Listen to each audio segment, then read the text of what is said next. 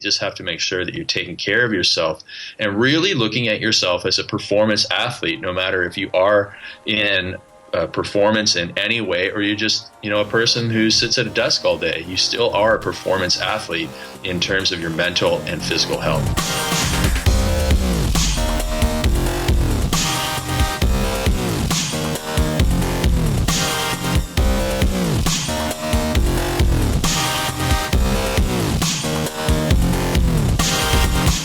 Listening to Inside Acting, a podcast dedicated to demystifying the inner and outer game of success in the entertainment industry.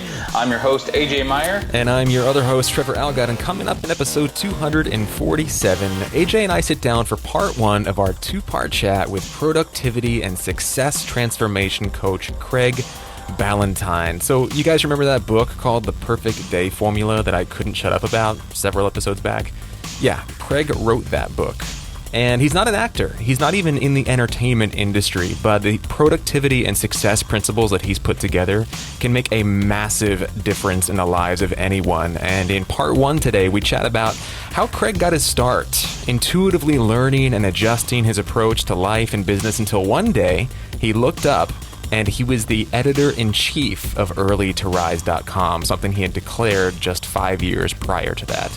We talk about how he overcame anxiety, why everyone should have a personal success coach regardless of your work, and an easy mindset shift that'll help you conquer any obstacle. That and a whole lot more coming up in episode 247.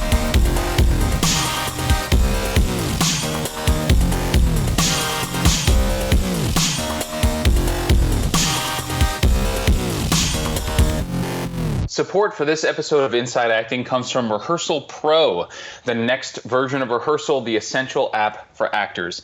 It's now available in the iTunes App Store, so if you want to learn your lines, be off book for your auditions, explore your character, and make stronger choices and do a whole lot more, go right now to rehearsal.pro/IAP to learn about all the great new features in the new version of Rehearsal, the groundbreaking app designed by actors for actors. That's rehearsal.pro/IAP.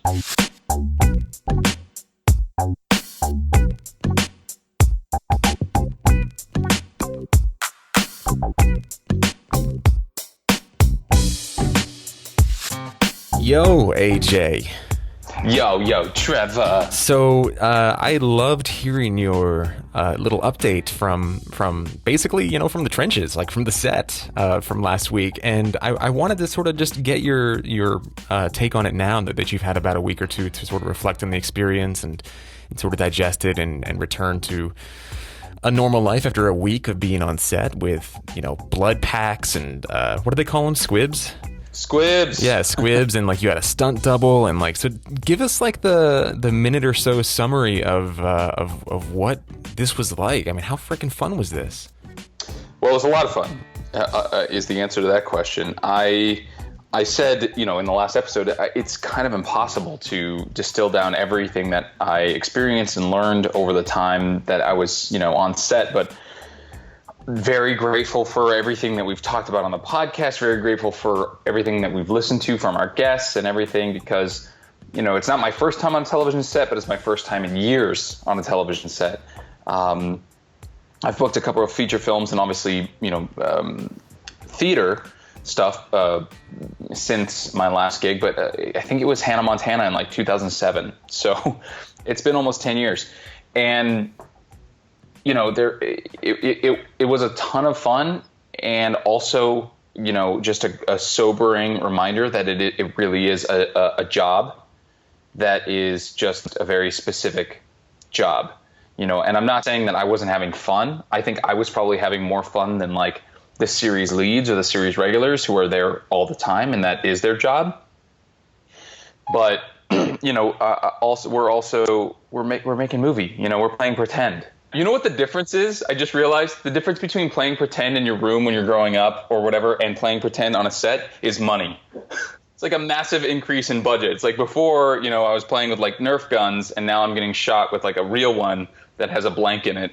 And there, you know what I mean? Like, So in the episode, I don't know how much you can share, but obviously there were squibs and blood packs, so clearly somebody was shot, and I believe you had to wear one. Is that correct? That is correct. Okay, yes. So there was a lot of physicality, I know, in the audition, so I'm assuming that there was a lot of physicality on the job as well. They didn't rewrite anything to take away that aspect of the role. Right. And also, that was some of the most nerve-wracking stuff. There were scenes where I didn't have any lines, but I had hit this mark, light a lighter, throw it in this spot, look up, wait for a special effect to happen, and then run in a particular direction, right? And you're like, oh, well, you're just playing pretend, so why are you making a big deal out of this? There are several dozen people standing around, all working and being paid to be there. So every one of those shots costs a lot of money, and you don't want to be the asshole that screws it all up. So, if I ruin a take, it's oh man, now I'm that asshole, I'm the guy. There was almost more pressure in the scenes when I had no lines than there was in the scenes where I did. So how did you, you just did it. Did you have any sort of happy place that you went to in your mind to sort of defuse some of that pressure? I just was constantly reminding myself that I was going to be the consummate professional who does everything in one take. That was sort of my goal, was I am going to save them time and money during this shoot. And it's not my show. It's not my show. My former leadership coach said, I had a conversation with him. I said the same thing, and he goes, "Yet." It's not your show yet. I was like, thank you, Eric. I'm sitting there shooting the interrogation scene with the series leads, right? And they spend all this time getting coverage of them individually, getting coverage of the scene, the wide shot, right? And then they do the turnaround, and they do me in 2, maybe 3 takes. It just is what it is. It's not my show. It's their show. So they want them to look good. They want them to feel good about their acting choices. They want them to feel good, like they got the sense of the scene, all that stuff, right? That it's their show. And I'm, in the words of Robert Clendenin, human. I'm there just to spice up this one episode. That's really cool, man. And then also on this outline here, it looks like there was something to do with Young and Restless and Netflix and Disney. Did you have meetings for all 3 of these? Yes, the Disney one and the Netflix one I'm putting myself on tape for. The Netflix one I already did. Disney one's happening later this evening. And the Young and the Restless thing is the story that I sort of alluded to briefly, a couple of episodes back. But yeah, things are clicking. But I will say this: I'm so glad we had Michael Kostroff on the podcast, because every single one of these, I'm like, yeah, I'm not getting that. And look what starts happening. I'm not getting, yeah, exactly. I'm not getting it. I don't have it now, so why should I expect to get it now? Now, at the same time, it doesn't mean that I'm throwing in the towel or not doing a good job, or when I sent off the Netflix audition to my reps, I put in the email, if they don't cast me, they're stupid. Hashtag K thanks bye. So there's still there's a belief. Mm-hmm. There's a belief in myself, a belief in my talent, a belief in my fitting the role and being, what it is that they need. They need an actor. Yeah. Hey, I heard you need an actor. Right. So there's a belief, but things are, finally, I think it's probably because it's a combination of a couple of different things. I think it's the summer's over. People are back from vacation. The episodics are shooting. Their seasons are starting. So people are, ramping up for that. But, the Netflix and Disney things are pilots, actually. It's cool, too. I want to highlight something that I'm hearing you say, which has been huge in my life lately, too. And I think I actually got this from you, AJ.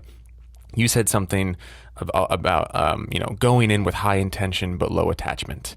So you go in I'm going to book this, or the outcome that I am envisioning, I have faith that it's going to happen. And yet at the same time, I'm not attached to what it looks like. I'm not attached to whether this particular situation works out, because I know in the long run it's going to happen. But how this one happens, it's all part of some larger unfolding process that I'll be able to connect the dots to looking back much, much later. Well, it sounds like Amir Talai as well, right? Where he said, professionally invested and emotionally disconnected or something like that. So, yeah.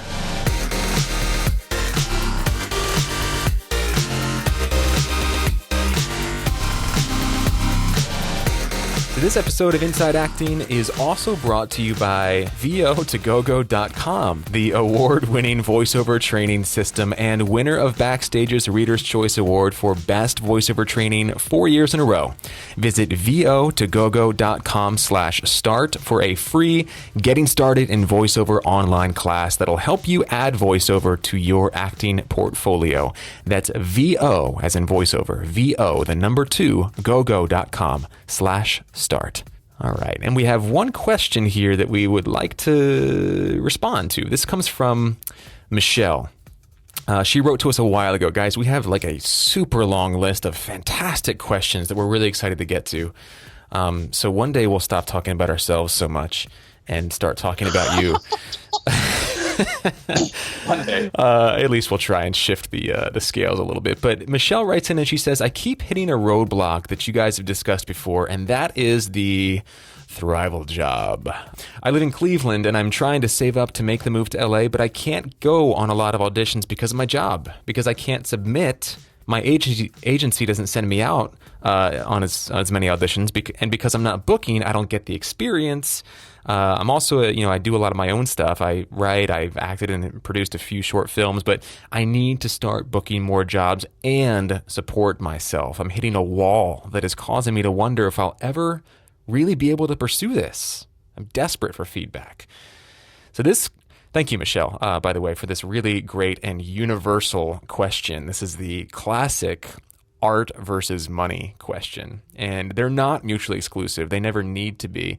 But this is a thing that I think every actor struggles with. In fact, I was reading an article on Facebook the other day that I think Helena Santos posted, and it was about this like working actress. She's like recognizable. She's on a ton of things, and it was talking about like what her she was really just open about her finances, and she was like, yeah, you might go from driving like a crap car and working 3 jobs to booking a $30,000 per episode TV show, but then that show might get canceled. And after you pay your fees and your taxes, everything, you're only taking home like, maybe 2/3 of that. And that doesn't get you very far because you might not work again for a year. And so it's like, you still got to be frugal. You still got to invest. You still got to like play the money game. You don't just like make it and then go buy a, Tesla and a mansion and just like sip martinis by the pool for the rest of your life. You don't? No. Well, maybe you do. I don't know. Can anybody listening? Okay. So I have a few thoughts about this. AJ, anything that comes to mind for you right away with, how to basically create enough income for yourself that you can still be flexible and free to go out and work and audition and all that fun stuff? I mean, you're right, Trevor. This is like, the age-old question, right? And I feel like we could talk about this from a bunch of different angles ad nauseum. The thing that strikes me, like my instinct, is to say, Michelle, make a decision and go at it 100%. And what I mean by that is either you are working this thrival job and you are making a crap ton of money and saving up, or you are working a job and trying to pursue acting at the same time. But experience has now taught me not to do both. If you listen to Albert from several years ago on the podcast, he would have said like, he probably would have said, get a different job. I mean, these are all possibilities too. And I do kind of want to say this to Michelle as well, but he might've said, get a different job, or like, do whatever it takes, or, live below your means, whatever it is.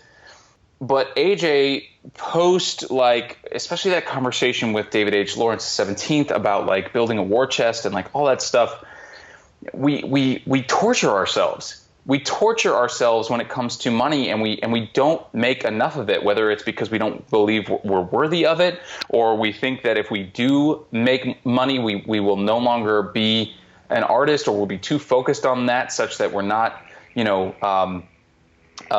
focused enough on the acting. Whatever stories that we make up, none of them are true. And I just want to be like, look, stay in the job. There's no rush. You don't have to become an actor tomorrow, or I should rephrase that. You don't have to book work as an actor tomorrow. You're always an actor if you say you are. You don't. There's no time limit. No one's going to take it away from you. So if it means working really hard and making a lot of money, then do that. But it worries me that she's using words like support myself as opposed to generate a crap ton of abundance. Like support myself sounds like Michelle's in survival mode as opposed to thrival mode. It doesn't sound. It sounds like she's just getting by with this job, as opposed to maybe you do need to go get a different job, regardless of whether or not you are able to go out on auditions and such. Maybe this job is not paying you what you're worth. Maybe you get to move into a different career. I don't know. I don't know enough about the job itself, but this idea that we have to suffer for our art or suffer for be in survival mode so that we can go out on auditions. Like I don't buy it anymore. I just don't buy it anymore. And therefore I have restructured my life in such a way where I'm making good money and I have occasional opportunities to go out and book work, but it's not my main focus, because statistically, thank you, Michael Kostrop, you're not getting the job. Now, the audition, right? You're not going to book that job. Now, there's also the sort of Gary Vaynerchuk crush it sort of thinking of staying up until 3 a.m. after you get home every night, working on what you want to work on. And if that means telling a story or getting your short film produced or whatever, then awesome. Then do that too. But I just don't want anyone out there, any of our listeners, thinking like, oh, I have to.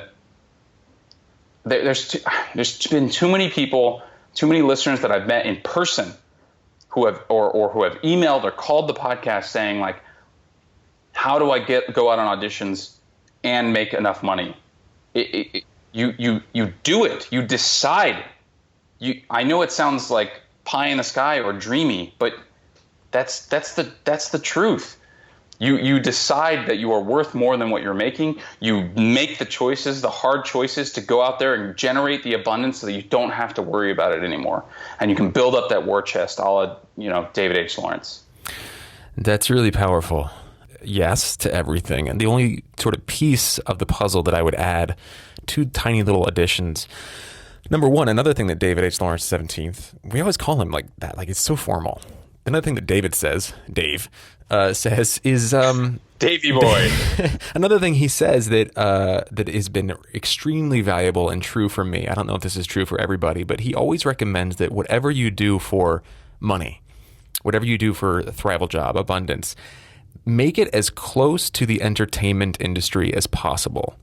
Whatever it is, but get something that is a blend of your strengths and skills and intelligence and passion that is as close to what you want to be doing as possible, because not only will you meet a lot of people and make a lot of connections that can get you closer to where you want to be, but you're also not having to mentally straddle two different lives. And the other piece of the puzzle I would add is there's a great story in the book called The Success Principles by a guy named Jack Canfield. I've talked about it many times in the show. And in this book, he talks about a seminar he went to once, and he walked into the room and there were different colored notebooks on all the different chairs, like blue ones and yellow ones and red ones and green ones, orange, black, every different kind of color of notebooks, all these chairs. And, people just kind of went in and they sat down. And the first thing that the seminar leader or trainer or speaker said was, if you are sitting in a seat and you have a color notebook that you don't like, trade that color notebook with somebody until you get one that you do like, because you deserve to have everything in your life exactly the way you want it. And he said that was a really powerful lesson for him. And he realized, because he had a blue notebook when he sat down, and he said, I don't really like blue. I want a yellow one. We all have these thoughts. It sounds childish, but how huge would it be to honor the smallest little things like that? And so he found the woman sitting next to him had a yellow notebook, and he said, "Do you want to trade?" And she said, "Yeah, I like blue. It tends to suit me more." And he said, "Great, I like yellow." And he had his yellow notebook, and it was a big victory for him. And I bring that up. The reason I bring that up is because the perfect situation is out there for you, Michelle. The perfect situation, the perfect blend is out there for you. And I would encourage you to not stop looking, to not settle, to not see your life as these parallel roles, but rather as one cohesive journey that you can bring into alignment much more efficiently if you just have faith that the perfect situation is out there for you and it wants you just as much as you want it. I know I sound California sort of new age right now, but I believe that's very true. Work tirelessly towards that ideal and you'll get it. You'll find it. It doesn't have to be an either or. It can be a both and. I'm also finding that in the spirit of like what Steve Rohr said on the podcast, like being a star wherever you are, I'm also finding there's an immense amount of value in hitting everything 110%. Like I used to approach getting promotions at work with fear, thinking that was going to take my focus away or take me away from acting. But the fact of the matter is like I get to show up excellent in everything I do, acting or otherwise. And so it's been amazing, like just showing up excellent at all of my jobs and showing up excellent to my acting career and saying no to the things that aren't going to, support me. So it's a lot of food for thought, Michelle, and I'm sure there's a lot of people out there listening to us going, yeah, and a lot of people out there going, you guys are idiots. But Michelle, hopefully that was supportive, and hopefully the rest of our listeners got something out of this. I feel like this is going to be a very transformational episode, especially with between what we just discussed, the interview that we have for this episode, and then even our picks of the week later on. So enjoy part one of our interview here with Craig Ballantyne, such a generous guy to take this time and to spend with us and support our listeners. It's a little bit different, right? But the principles, of course, apply to anyone's life. So enjoy this, guys, and we'll catch you on the other side.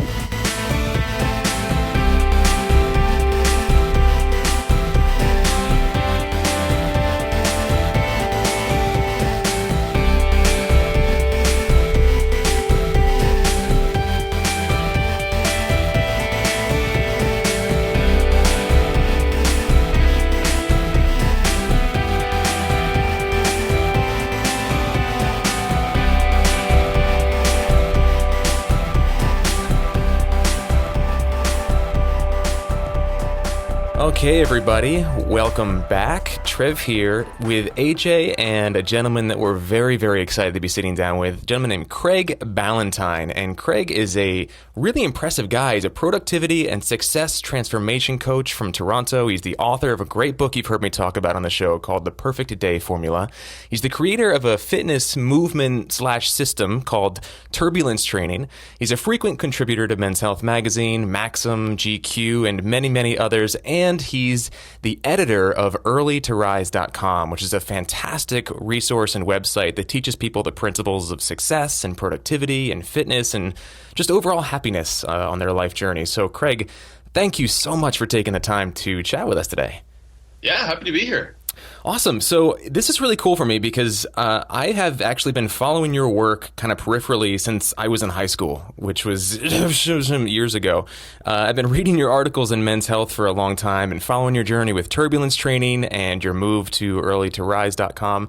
And when I recently heard Bedros Keuilian talk about how you were one of the people from whom he's learned the most, I instantly picked up the Perfect Day Formula. I read through it twice, and I've just been attacking my mornings with a renewed vigor ever since. So I know the journey hasn't always been easy for you, and you've had to learn some of these lessons the hard way. I know you've outlined some of the adversities in your book that you overcame, and also you've had some issues like with anxiety and things like that. So I'm eager to hear about that, but we'd like to start at the beginning.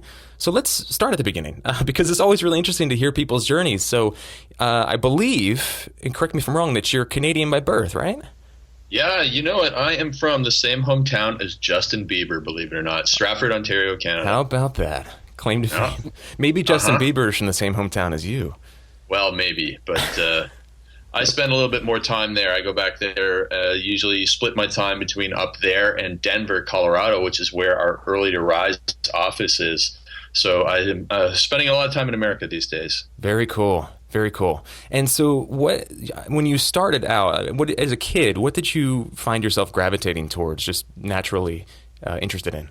I was a sports kid, and what I wanted to be, believe it or not, was a strength and conditioning coach in the NHL. So when I realized I wasn't going to make the NHL as a player, the National Hockey League, I found out you could train people, and so that's what I started to do. I started lifting weights in high school. I went and got a kinesiology degree. I got a master's degree in exercise physiology, and it was really, really close to working in the NHL because I was consulting with a few players, and I was sending out my resume to all the teams, and I was speaking at hockey events, and then I started writing for Men's Health in 2000, and that changed a lot of things for me. Wow. AJ's a big NHL guy, so that's kind of a Oh, cool very connection. cool. Yeah. I'm geeking out a little bit over here. Who's your favorite team, Craig? I don't really have a favorite team. I just like the game. Same with all the sports. I follow everything, but I don't really care about anybody. When was the moment that you realized you weren't going to make it as a player in the NHL? What was that like? Oh man, I was really young. I was just like, I grew up in the town that I grew up in. Stratford is a hockey town. I mean, everybody plays, everybody's good, and so pretty quickly that like at 12 years old, you're playing against guys who look like they're 16, but they're 12, and so you're like, okay, that guy's probably got a better chance than me, and so then I just I started playing. I was always playing a lot of other sports, and it was just then I realized, hey, I'm going to start training and see where this goes. Wow. And so you did work with some NHL teams then, yeah? Some players, and then also some players in other sports, and I was really focusing on strength and conditioning as a career. And then again in 2000, I stumbled across the email address of the fitness editor for Men's Health magazine. I sent him one of the newsletters that I had started writing. So I'd been writing about 30 or 40 fitness email newsletters to a list that I had built through colleagues. And I sent one of them to this address that I found, and he thought it was good enough that a part of it could go in the magazine. And that's the biggest fitness magazine in the world. So that's how I got my start, which works for nobody else. Just finding an editor's address and sending him a random newsletter does not really work. Right. So I'm actually the worst person to get advice from in terms of how you get into a magazine. Wow. But I got lucky there, and then that built my credibility and allowed me to stand out from the crowd in the, I guess you would say, in the online fitness world, which was starting to become a thing back in 2000. Mm-hmm. And then what led to the creation of turbulence training? That was something that I put together because all of my friends who graduated college around the same time as me now had these jobs and had these fiancés, and they could no longer go to the gym, 90 minutes a day, 6 days a week. And so they were saying, Craig, I need a new workout program and a nutrition program. I'm like, gaining weight here at this job thing. And so I put together this short program based on my research and based on my experience back in college and workouts that I knew worked for me that were shorter. And then after doing like 10 different ones in a row, I thought, why don't I just make one of them instead of, spending 2 hours a night after my work all day and, writing up a program for a friend. I was just going to put it into a manual. And then I thought, hey, I can, sell this manual online. So at the time I was doing some work for Men's Health on their forum, and I just started getting personal messages on there, and people said, hey, can you make me a program? And I said, I can't make you a program, but I can sell you this one that really works for everybody. And that's how it started. Oh, that's so cool. I'm a big fitness guy, and I think it's been so fascinating to see the trend from these longer workouts, even just a few years ago, to now, like you can get some serious work done in like a half hour. Yeah, totally. And even less than that, and even a few minutes. But today, still so many people, if you're into fitness, you think everybody knows it, but I'd still say 90% of people don't know it. And I just wrote a book that it's on Amazon now for pre-order. It's called The Great Cardio Myth. And we're still busting all these myths about how you have to go and exercise for 45 minutes a day at a slow pace. A lot of people still believe it, if you go into any commercial gym and you get outside of your, your small boutique gyms and go into those commercial gyms, it's all the cardio equipment is just full all the time. And so that's something that we're still trying to overcome. Yeah, that's really always so interesting to me too. It is something that seems like obvious to people who are like in the know, but I still see people like slogging away on those treadmills, and I just want to be like, you could just like run faster for shorter. or do something even better, for less time. Right. So there you go. Yeah. So turbulence training obviously took off, and then you created like a certification program for it. And I know you've done a lot of work in terms of educating yourself on how to effectively market, and you've done some personal work as well. So I want to sort of transition into your move to covering or really taking over earlytorise.com. Yeah, so I bought the business in 2011 after a friend of mine was talking to the owner, and the owner said, I don't really want to run this business anymore. And it was something that I had wanted to be involved with for almost 10 years at that point, because when I first found it in 2001, I thought it was the greatest email newsletter ever. Helps people with success and wealth building and health and all of that. And I wanted to do more than just the fitness stuff. And so when that opportunity came around, I jumped on it. Now I do a lot more writing, created the book and focus on that. And I've just moved a little bit away from the fitness, although I still spend a lot of time in that world as well, because it's something that's near and dear to me, but also really easy for me to talk about. So I've moved into kind of both the best of both worlds, in my opinion, being able to help people grow financially and physically. Yeah, and I think internetindependence.com is a sort of offshoot of Early to Rise. Is that an accurate way to describe it? It actually started before Early to Rise. So in 2010, before I was involved with Early to Rise, I thought, okay, well, right now I'm still just doing the fitness stuff. What's the next step for me to kind of build my own Early to Rise? And it was to put together the Internet Independence newsletter. It was based on my experiences, which was, how to make money pursuing your passion and selling your information on the internet. And so I started that. And then it was 6 months later that I got the opportunity to take over Early Rise. But I've kept, obviously, that going as well. So I have 3 different newsletters that I send that are Internet Independence, Early to Rise, and then Turbulence Training. Jeez, and while still writing for magazines and... The magazine stuff is actually easier these days because, first of all, they don't really give too much outside work these days. And then second of all, instead of writing the full article, all they do is ask you for a quote. So it'd be like 10 or 15 minutes of work for a month, to contribute for a month, or maybe it'd take me 30 minutes to put together a program for them. So it's really easy. They do all the writing, but it's really... For me, it's really coming up with the main Monday morning essay that I write for Early to Rise is the thing that takes me the most work in terms of our regular content. Wow, that's cool. And in the book, The Perfect Day Formula, you talk about sort of having a vision for not taking over Early to Rise, but, working with them. And then you said almost 5 years and just a few days, I think, that vision came to pass. Yeah, so I hired my first business coach in 2006, which is one of the best things I ever did. Highly recommend, no matter what you're trying to do, is make sure you get a coach and a mentor. And the very first question on the very first call he asked me, again back in March of 2006, was, hey, Craig, what do you want your business to look like in 5 years from now?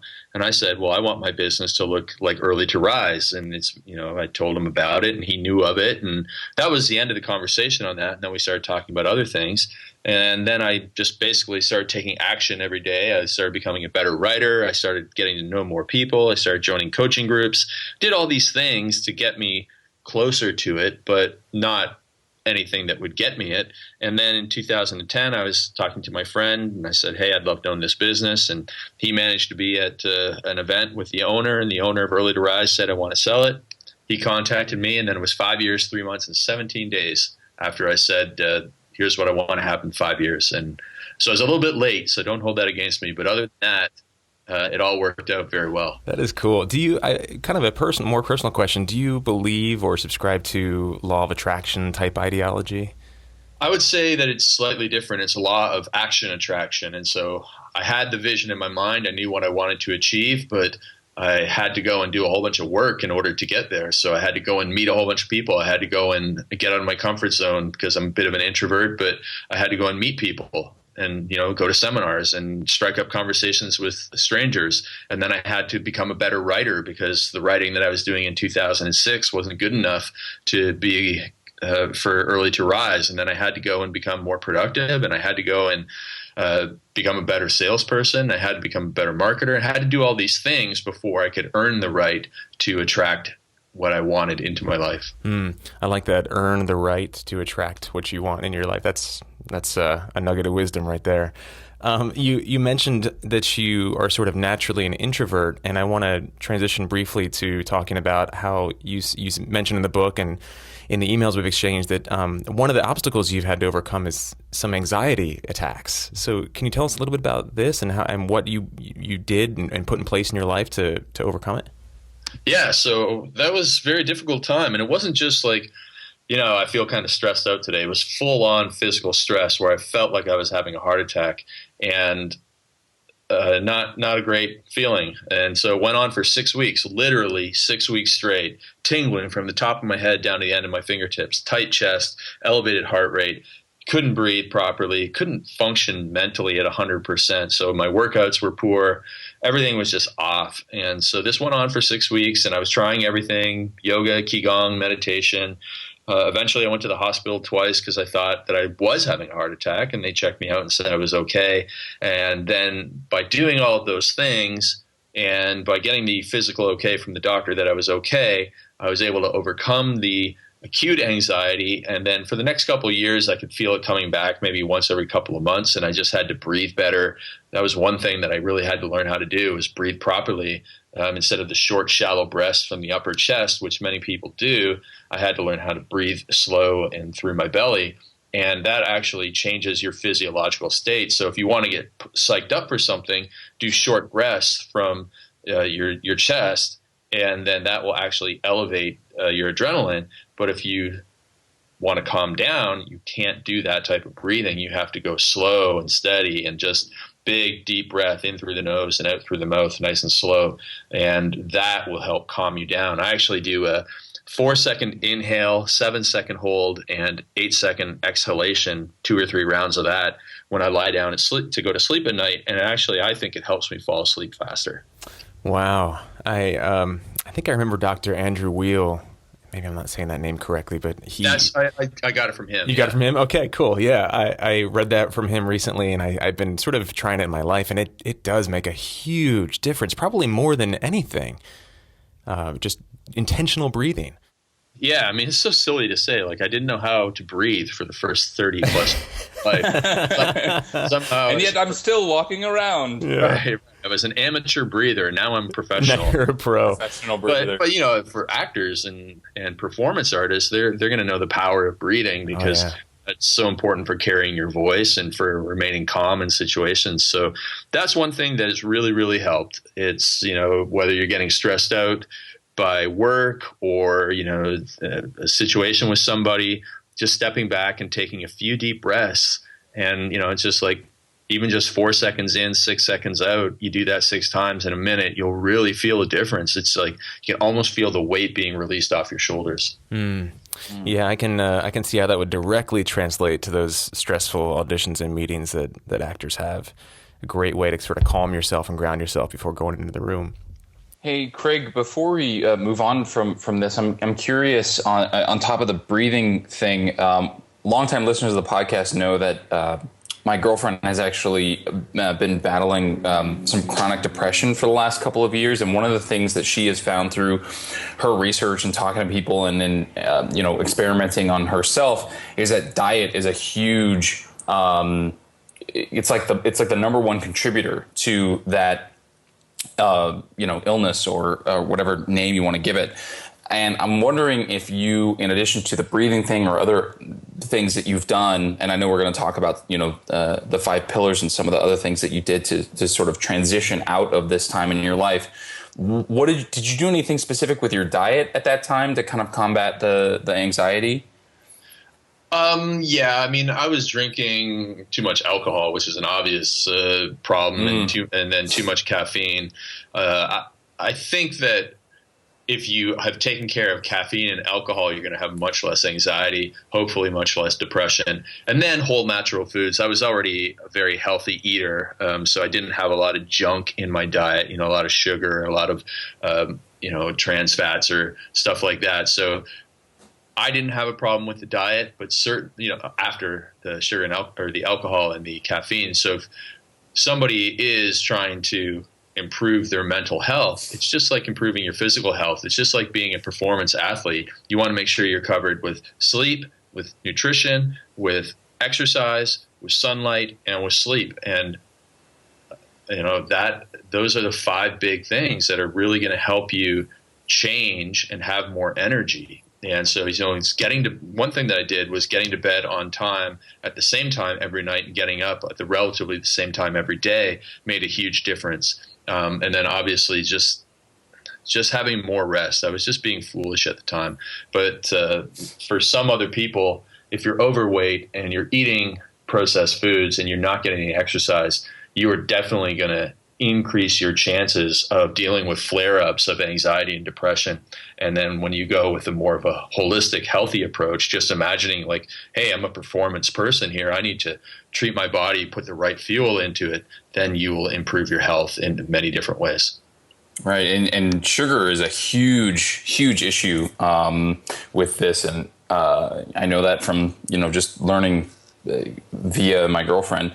And I can imagine alcohol specifically causing a ton of issues for anybody who has a predisposition to this.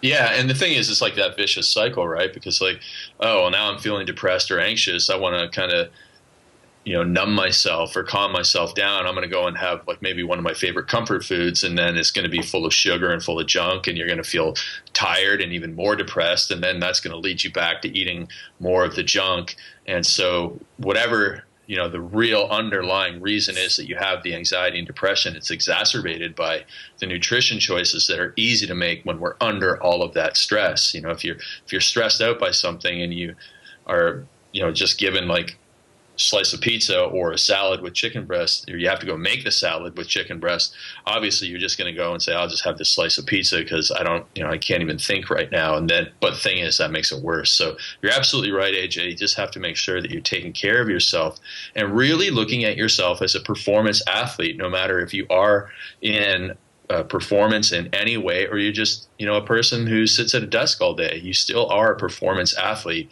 in terms of your mental and physical health. That's awesome. I'm so vibing with that.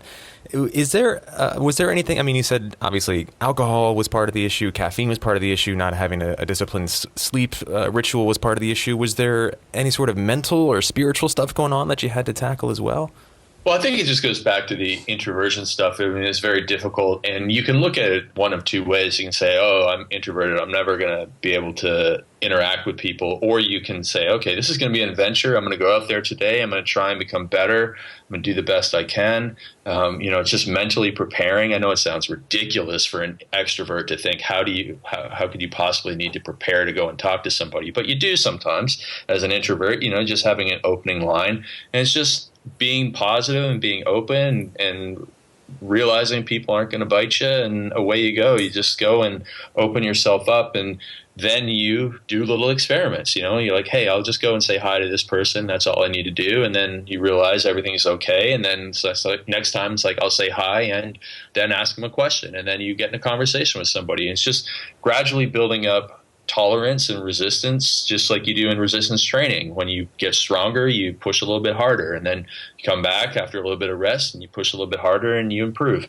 And so it's the same thing with the mental obstacles in your life as you have with the physical obstacles in life. You can improve. You just have to take a look at everything as an experiment and training, and have that open, positive mind, and understand that you can change anything. Oh, I love that. It's all about philosophy, personal philosophy. I don't want to take us too far off down a rabbit hole, but while we're on the topic of diet, quick question, because I feel like I remember reading this in one of your turbulence training blog posts a few years ago, and I'm just curious, did you at one point say that you would never drink another whey protein shake again? Or am I making that up? I don't know if I ever said that, but I don't really drink a lot of whey protein shakes. I probably said that because you don't need to. And so I rarely have a protein shake. I just try and stick to whole natural foods all the time. It's with the exception of, I travel a lot. So if I'm on an airplane for more than 3 hours, I'm probably going to take a protein bar and some nuts and some fruit. And so that travels well. And if I have a couple of flights, I'm going to Europe this summer for 3 weeks. I have like 6 flights and I'm all over the place. So I'm not really going to have a time to settle down and buy groceries. So I will need some stuff to avoid eating, chips or airplane food. So I don't think that supplements are really necessary for the majority of people. And so, if you are really, really, really, really on a tight schedule, then they're okay. But, these days it's easier than ever to eat healthy.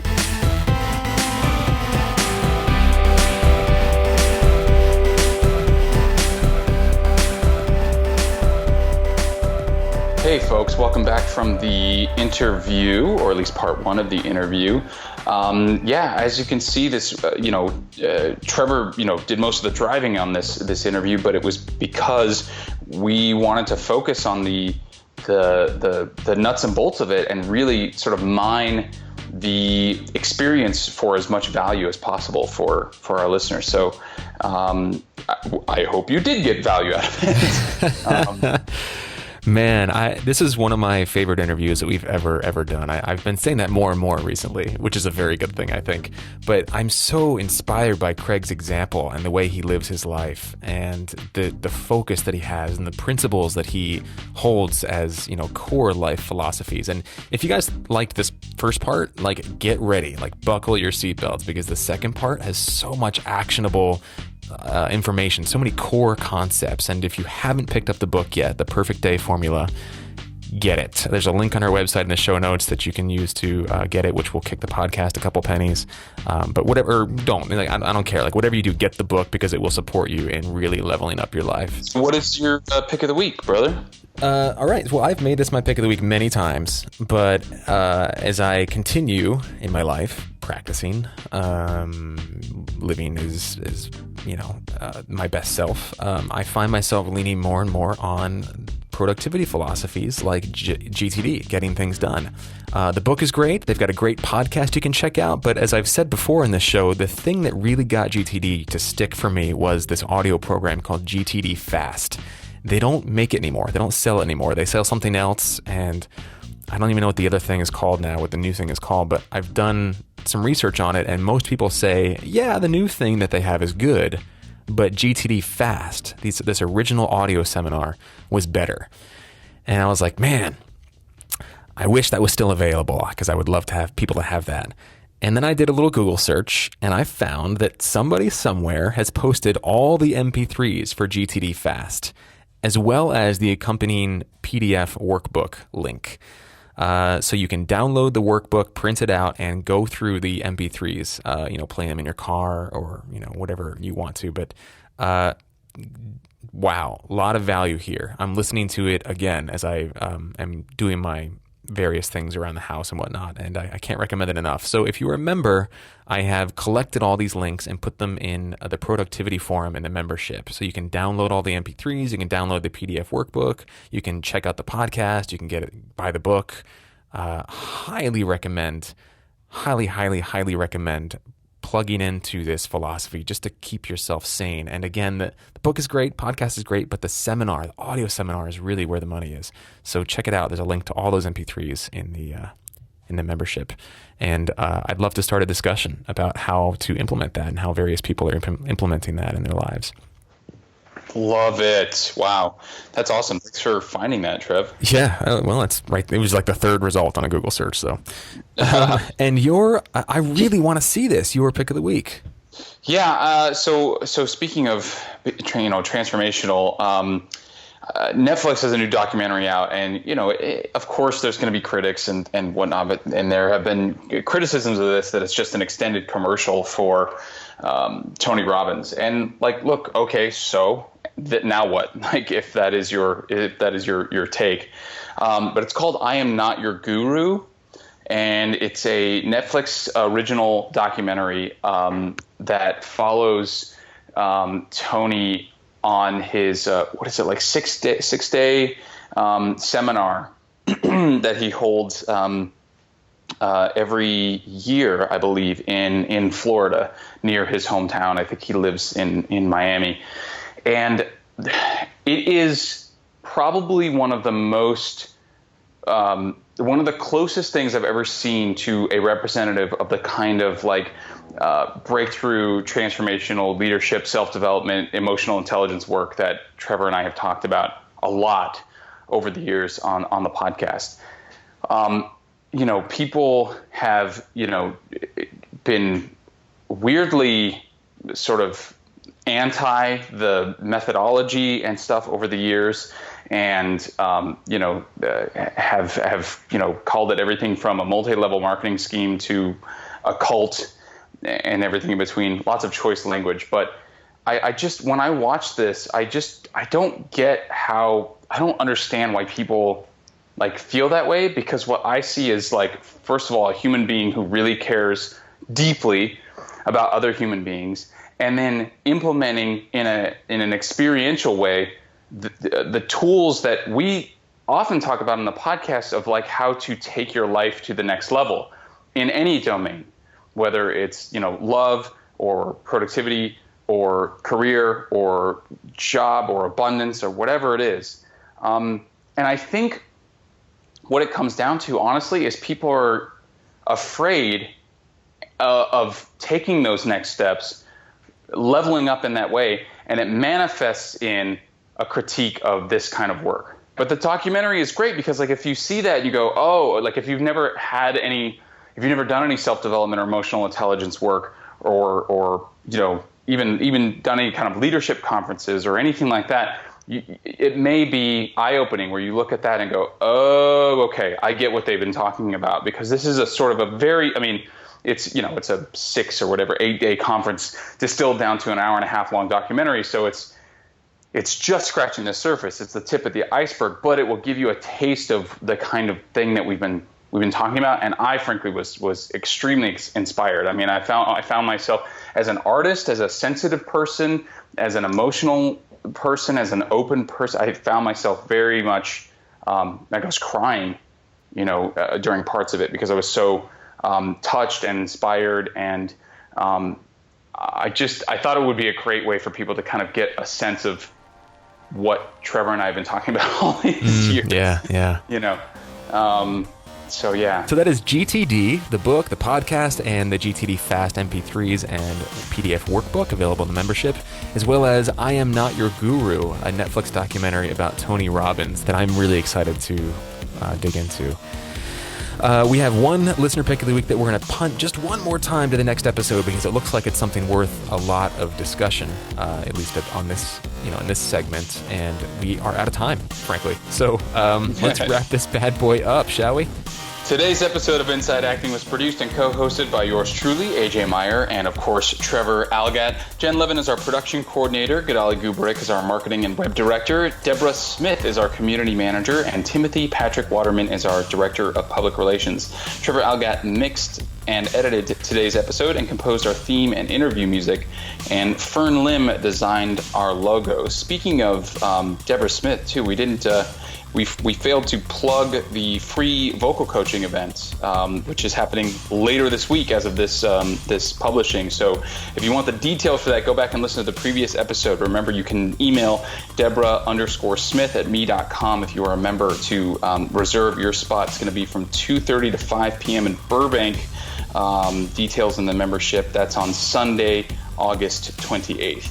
Yes, and the graphic for that is also in the show notes for this episode and in the newsletter, the weekly email dispatch that you can also sign up for. Nice segue, Trevor. Thank you very much. And you can also listen to all of our episodes over at our website, InsideActing.net. Find us on Twitter, find us on Instagram, Facebook, SoundCloud, Stitcher, iTunes. We're also on YouTube. Check it out. Full episodes up on YouTube now. And if you do nothing else, a nice review on iTunes would go a long way for us. It's a little bit like putting a tip in our tip jar. It helps other people discover the show and creates warm fuzzies galore. That is if you like the show. If you hate it and you just want to spread some hate on the internet, do it somewhere else, please. Oh, man. Yeah, if you haven't yet, go read the thing that Kevin Smith wrote about the troll that commented on his daughter's like Tumblr or Instagram or something. It's beautiful. Ooh. Speaking of spreading hate on the internet. Anyway, special thanks to our sponsors, Rehearsal Pro and VO2GoGo.com, and thanks to you, our listeners. why we do the show. If you love Inside Acting, want to maximize its value in your life and career, and support the continued production of the podcast, you can sign up as a member and get cool perks like access to our private member community message board, where all these little value adds are in that we've been talking about this whole episode and previous episodes. Invites to exclusive member meetups like the vocal class we just mentioned, fun freebies, special bonus content, and much, much more for just $7 a month. Or you can do a year, sign up for a year and save 2 months, get 2 months free. Just visit insideacting.net and click on the membership tab to get started. You can also, of course, make a one-time, no strings attached, tax-deductible donation if you'd like by visiting insideacting.net/contribute. Yeah, I think $1 an episode is a fair value exchange. What do you think? Sure. Yeah, sure. If you're not into the membership. Yeah. Cool. Well, that does it, guys, for episode 247. Thank you so much for listening. We'll see you next week. And in the meantime, it's all about that high intention, low attachment.